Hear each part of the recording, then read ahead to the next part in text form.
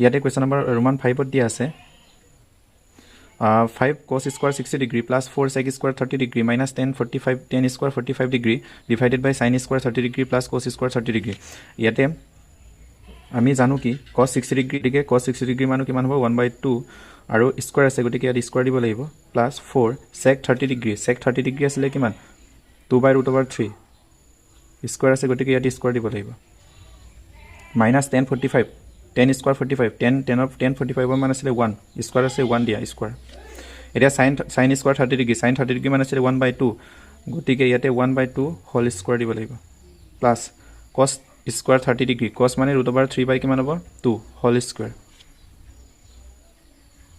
এতিয়া যদি আমি তলৰ কিনি সমাধান কৰো ইয়াতে আছে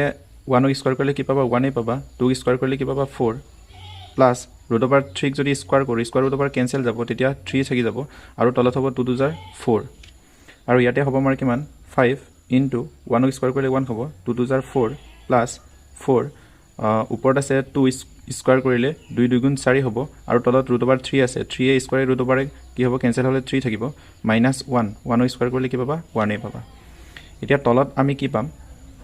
একে সৰবিশিষ্ট ভগ্নাংক তেতিয়া হলে 4 ক ল'ব লাগে লব দুটা যোগ কৰিলে যোগ বিয়োগ কৰিলে আমি বিয়োগ কৰিব লাগে গতিকে যোগ আছে যোগ কৰি দিম 5 গুণ কিমান হ'ব ইয়াতে 5 হ'ব ডিভাইডেড বাই 4 প্লাস 4 4 গুণ 16 ডিভাইডেড বাই 3 -1 তলত পাম আমি 4 বাই কিমান পালো 4 আৰু ওপৰত 5/4 প্লাস 3 গুণ 3 ডিভাইডেড বাই 3 4/4 মানে তলত হৈ যাব আমাৰ 1 গতিকে 1 টো আমি লিখিব নালাগে গতিকে ইয়াত ডাইৰেক্ট 5 বাই কিমান লিখিম 4 প্লাস 16 ৰ পৰা যদি 3 গুচি যায় তেতিয়া হলে 13 থাকিব ইয়াতে 3 এলসিএম যদি লং ইয়াত আমি কি পাম লহাগু দুইটাত পূৰণ কৰিব লাগিব 3 4 গুণ কিমান হ'ব 12 5 3 গুণ হ'ব আমাৰ 15 আৰু 4 13 কিমান হ'ব 52 এতিয়া ওপৰ দুটা যোগ কৰিব লাগে তলত 12 থাকিব যোগ কৰিলে আমি কিমান পাম 5 2 7 ইপালে 6 67 ডিভাইডেড বাই 12 হেতু হল আমাৰ ফাইনাল এনসাৰ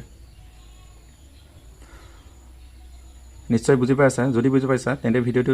লাইক কৰি দিবা নতুন যদি সাবস্ক্ৰাইব কৰি বেল আইকনটো ক্লিক কৰিবা সো এটো ভিডিও তোমালোকৰ কোৱেশ্চন নম্বৰ 8 এটো ভিডিও তোমালোকৰ এক্সাৰসাইজ 8.2 ৰ কোৱেশ্চন নম্বৰ 1 ৰ গুটেকিনি সমাধান কৰা আছে ৰোমান 1 ৰ পৰা 5 লৈকে গতিকে হেখলৈকে ভিডিওটো চাবা আৰু যদি কিবা বুজি নোপোৱা আছে তেন্তে কমেন্ট কৰি জনাবা